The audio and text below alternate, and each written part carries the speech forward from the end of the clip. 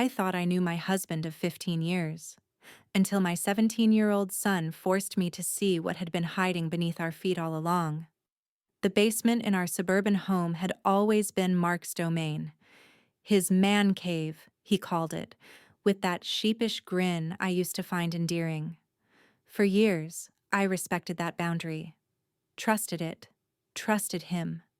But when our son Jake came to me that Tuesday evening, his hands trembling and his voice barely above a whisper, everything I thought I knew about the man I'd built a life with crumbled like dust.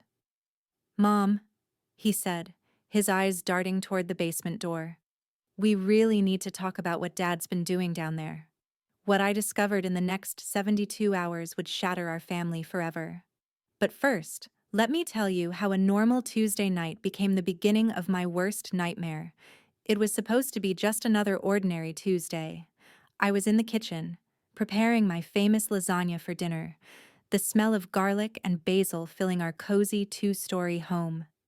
The autumn sun filtered through our yellow curtains, casting everything in that golden hour glow that made our house feel like something out of a magazine. Mark was late coming home from his accounting firm again. "Big client," he'd texted around 4 p.m., "might be another hour." Nothing unusual there, tax season never really ended for him, and his dedication to work was one of the things I'd always admired about him. Jake was upstairs, supposedly doing homework, though I could hear the faint sounds of his gaming headset bleeding through his bedroom door. Our daughter Emma was at soccer practice, and I'd pick her up at 7. Everything felt perfectly, blissfully normal. I remember humming while I layered the pasta sheets, feeling grateful for our quiet, suburban life. We'd worked so hard to build this.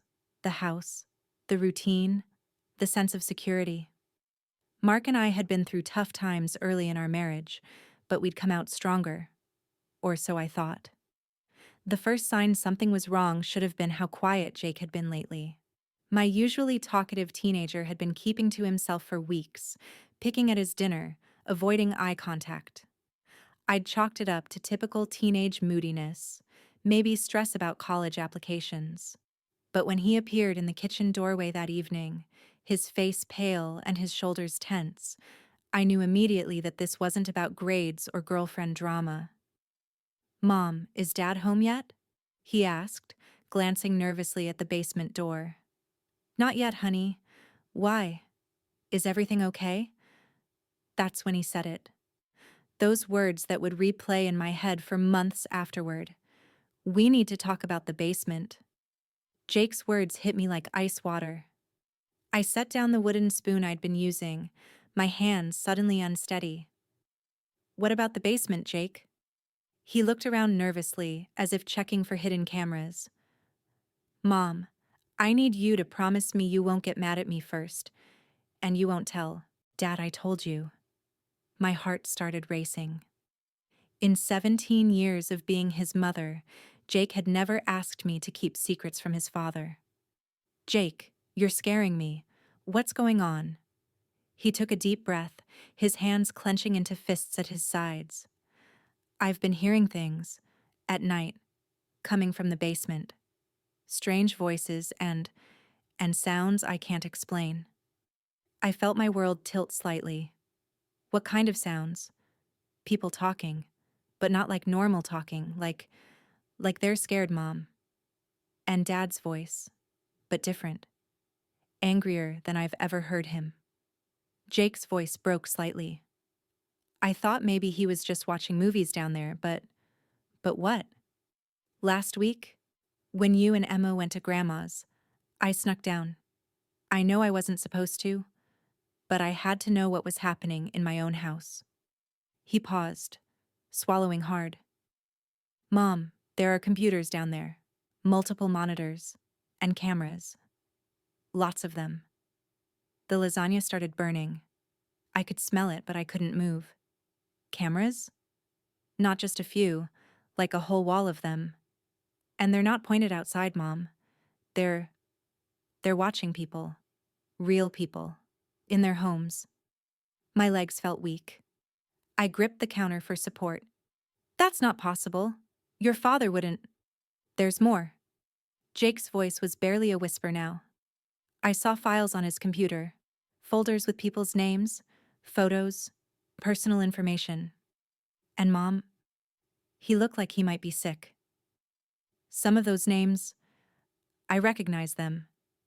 Emma's friends' families, your book club friends, our neighbors. The smoke alarm started beeping. The kitchen was filling with the acrid smell of burnt cheese and pasta. But all I could do was stare at my son, my brave, terrified son who had just shattered my entire world with a few sentences. We have to go down there, I heard myself say. Right now. Before he gets home. As Jake and I stood at the top of the basement stairs, my mind raced through 15 years of marriage, searching for clues I'd been too blind to see. Mark had always been protective of his space. When we first bought the house, he'd immediately claimed the basement, spending weekends setting up his office down there. I'd been thrilled. It meant more room upstairs for the kids, and gave him a place to unwind after long days. But thinking back now, there had been odd moments. Times when I'd catch him quickly closing his laptop when I entered a room. Phone calls he'd take outside, claiming they were about work. His insistence on handling all our home security decisions, from cameras to alarm systems. I'm in IT, he'd always say when I questioned his tech purchases. Trust me, I know what we need. And I had trusted him. Completely. I remembered the night 2 years ago when our neighbor Mrs. Peterson had mentioned feeling like someone was watching her. She'd been convinced someone was in her backyard at night, but the police found no evidence. Mark had been so sympathetic, so helpful, in suggesting better security measures for her home. Then there was the time Emma's friend's family had been victims of identity theft. Mark had been the first to offer help, recommending security experts and credit monitoring services.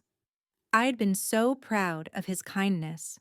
How many times had he positioned himself as the helpful neighbor, the trusted friend, all while potentially violating the very people he claimed to care about? I thought about our financial situation too. Mark's accounting practice was successful, but not that successful. Yet somehow we'd always had money for home improvements, nice vacations, the kids' college funds. I'd never questioned it because he handled all our finances. That's what I do for a living, honey, he'd say. Let me worry about the numbers. The basement door had always been locked. Mark had installed a digital keypad lock 2 years ago, claiming it was to protect his expensive computer equipment from the kids. He'd never given me the code, and I'd never asked for it. Why would I? It was his private space, and respecting boundaries was important in a marriage. But now, standing there with Jake, I realized that some boundaries aren't about respect. They're about concealment. Mom, Jake whispered, pulling me from my thoughts. I figured out the code. It's Emma's birthday. The fact that he'd used our daughter's birthday as the lock code for whatever horrors waited below felt like another violation. Another way he'd twisted something pure and innocent to protect something dark. The basement stairs creaked under our feet as we descended into Mark's hidden world. Jake had been right about everything, but seeing it with my own eyes was a different kind of shock entirely. The finished basement I thought I knew, complete with a couch, TV, and mini fridge, was just the front area. Behind a false wall that I'd never noticed was Mark's real operation. 6 large monitors glowed in the darkness, each displaying different camera feeds. I recognized our neighbor's kitchen immediately, Mrs. Peterson's living room, the Johnson family's bedroom. My stomach lurched as I saw intimate moments of people's lives playing out like a twisted reality show. Jesus Christ, I whispered, my hand flying to my mouth. Jake pointed to a filing cabinet. The physical files are in there. Bank statements, social security numbers, medical records. Mom, he's been collecting information on dozens of families. I opened the top drawer with shaking hands. Manila folders organized alphabetically, each labeled with a family name from our neighborhood. The Peterson file was thick with printed emails, bank statements, and what looked like transcribed phone conversations. But it was the next drawer that made my blood run cold. A folder labeled Emma's Friends contained photos taken with a telephoto lens, school schedules, and detailed notes about teenage girls' routines and habits. "Mom, look at this," Jake called from the computer desk. On the main monitor was a program I didn't recognize, but it was clearly some kind of surveillance hub. Dozens of tiny video windows showed real-time feeds from cameras I was now realizing Mark had planted throughout our neighborhood. Worse than the invasion of privacy was what appeared to be a customer list. Names, payment amounts, and specific requests for information. Mark wasn't just spying, he was selling what he found. My phone buzzed. A text from Mark. "Running late. Don't wait up for dinner." But then I heard something that made my blood freeze. The garage door opening. "He's home," Jake whispered, panic in his voice. "Mom, what do we do?" Footsteps on the floor above us. Mark's voice calling out, "Honey, I'm home. Something smells burnt." I looked around the basement one more time, my mind racing through options. Call the police? Confront him? Pretend we'd never been down here? Then I saw something that made the decision for me.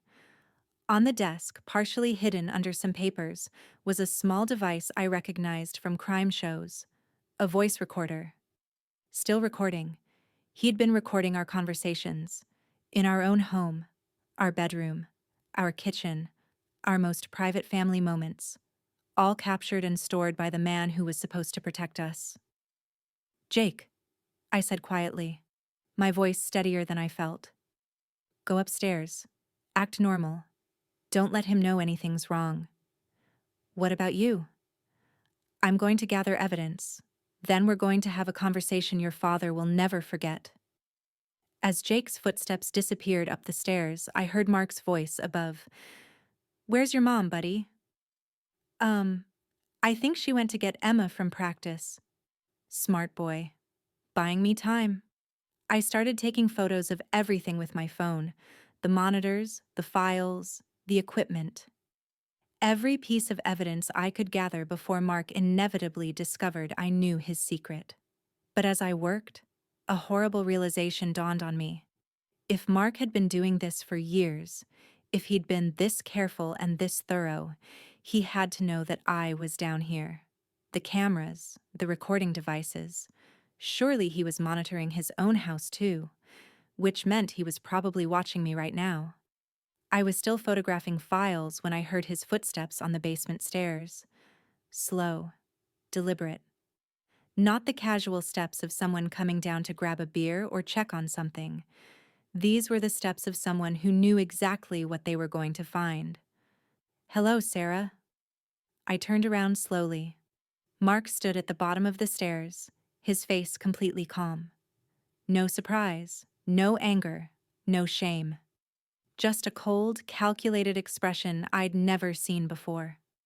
15 years, I said, my voice shaking despite my efforts to stay strong. 15 years of marriage, and I never knew who you really were. He stepped closer, and I instinctively backed toward the filing cabinet. You knew exactly who I was. You just chose not to ask the right questions. The right questions? Mark, you're spying on our neighbors, our friends. You have files on children. I have information people are willing to pay for, he said matter-of-factly. Do you think our lifestyle just magically funded itself? Emma's piano lessons, Jake's soccer camps, your book club trips to wine country? So this is about money? He laughed, but there was no humor in it. It's about providing for my family, something you've never had to worry about because I handled it. By violating innocent people's privacy, by selling their personal information. Mark, what you're doing is illegal. It's immoral. It's necessary. His voice was sharp now, cutting through my words. You think that accounting practice generates enough to pay for this house? To put 2 kids through college? To give you the life you've gotten comfortable with? I held up my phone, showing him the photos I'd taken. I have evidence of everything down here. The cameras, the files, the money transfers. It's over, Mark. For the first time, his composure cracked slightly. You don't understand what you're doing. If you report this, you'll destroy our family. Jake's college fund? Gone. Emma's future? Ruined. This house? We'll lose everything. We've already lost everything that matters, I said. Trust, safety, the ability to look our neighbors in the eye. Those neighbors don't matter, Sarah. Our family matters. Our kids matter. Our kids, Mark? You have files on Emma's friends, surveillance photos of teenage girls. How does that protect our children? His jaw tightened. That's just intelligence gathering, background checks on the people around our daughter. Any good father would. Any good father wouldn't have secret cameras recording his own family, I shouted, my composure finally breaking. How long have you been recording us? Our conversations? Our bedroom? The silence that followed was answer enough. Get out, I whispered. Sarah. Get out! I screamed. Get out of this house, away from our children. Away from me. I'm calling the police and then I'm calling a lawyer. He stood there for a moment, studying my face. Then, in a voice that was almost gentle, he said, You'll never prove it was me. Half this equipment isn't even registered in my name. And who do you think the police will believe? A respected local businessman or a housewife having what appears to be a mental breakdown. That's when I played my trump card. They'll believe Jake. He's been documenting this for weeks. And they'll believe the recorded conversation I just had with you, admitting to everything. I held up the small voice recorder I'd pocketed from his desk. Still recording. For the first time since I'd known him, Mark looked genuinely afraid. The next 72 hours were a blur of police interviews, evidence collection, and emergency family meetings. Mark was arrested at his office the following morning after I turned over everything I'd found to the authorities. The hardest part wasn't dealing with the police or the lawyers or even the reporters who somehow got wind of the story. The hardest part was sitting down with Jake and Emma and explaining how their father, the man who'd taught them to ride bikes and helped with homework and tucked them in at night, had been living a double life that put entire families at risk. Emma broke down completely. But Mom, he's my dad. He wouldn't hurt people. Sometimes people we love make choices that hurt others, I told her, holding her as she sobbed. That doesn't make it okay, and it doesn't mean we're responsible for their choices. Jake, on the other hand, seemed almost relieved. I knew something was wrong, he said. I just didn't know how wrong. I'm glad I told you, Mom. The investigation revealed that Mark's operation had been running for nearly 5 years. He had been selling personal information to identity thieves, divorce attorneys looking for dirt on their opponents' clients, and even private investigators working insurance fraud cases. The monetary trail showed deposits totaling over $200,000 over 2 years. Our neighborhood was in chaos. Families who'd trusted us, who'd welcomed us into their homes and lives, now felt violated and betrayed. The Petersons moved out within a month. The Johnsons installed a complete security system and barely spoke to anyone anymore. I had to face each of these families individually, apologizing for something I hadn't done but felt responsible for anyway. How do you explain to someone that your husband violated their most intimate moments? How do you ask for forgiveness for betrayals you never knew were happening? Mrs. Peterson was the hardest conversation. I kept telling people I felt watched, she said, tears in her eyes. Everyone thought I was just being paranoid. But I was right, wasn't I? He was watching me get dressed. He was watching me in private moments with my husband. He saw things that were meant only for us. All I could say was, I'm sorry. I'm so sorry. The financial reality hit us quickly. The FBI froze our accounts pending the investigation. The house, bought partially with money from Mark's illegal activities, would likely have to be sold. The college funds, the retirement savings, the security I'd taken for granted, all of it potentially tainted by my husband's crimes. But somehow, none of that mattered as much as I'd thought it would. What mattered was that Jake and Emma were safe. What mattered was that the violations had stopped. What mattered was that I could look at myself in the mirror again without unknowingly carrying the weight of someone else's sins. 6 months later, I'm writing this from a small apartment across town. It's not the spacious suburban home I'd grown accustomed to, but it's honest. Every piece of furniture, every utility bill, every grocery purchase comes from money I earned through my own work, not from the violation of innocent families. I've learned things about myself I never knew before. I'm stronger than I thought, more resilient, more capable of protecting my children than I ever imagined. But I've also learned how willfully blind I'd become, how comfortable I'd gotten with not asking questions as long as the answers might disrupt my perfect life. I enabled Mark's crimes not through malice, but through deliberate ignorance. And while I may not be legally responsible for what he did, I am morally responsible for creating an environment where he felt safe doing it. Jake is in therapy, working through the trauma of discovering his father's secret life, but he's also proud of the role he played in stopping it. I did the right thing, he tells me, even though it was hard. Emma is still struggling. She loves her father and can't reconcile the dad who helped her with math homework with the man who violated family's privacy for profit. We're working through it together, with professional help.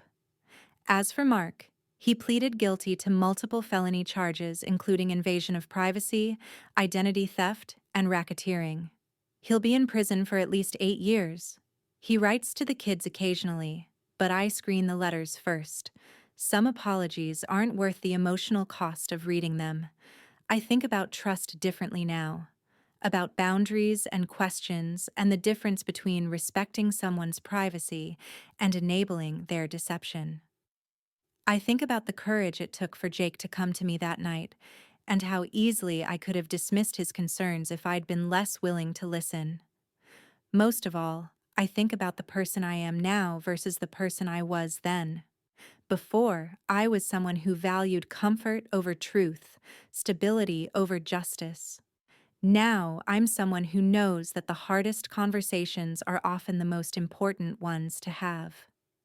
Did I do the right thing by turning in my husband and destroying my family's financial security? Should I have tried to handle it privately first, maybe given him a chance to stop on his own? Or was protecting the victims more important than protecting my children's future? Some people have told me I should have seen the signs earlier. Others say I couldn't have known. But I keep wondering, what would you have done if you were in my shoes that night? Would you have been brave enough to listen when your child came to you with an impossible truth? Would you have been strong enough to choose justice over comfort? Tell me in the comments below, because I'm still figuring out if I made the right choice. Share your thoughts and experiences.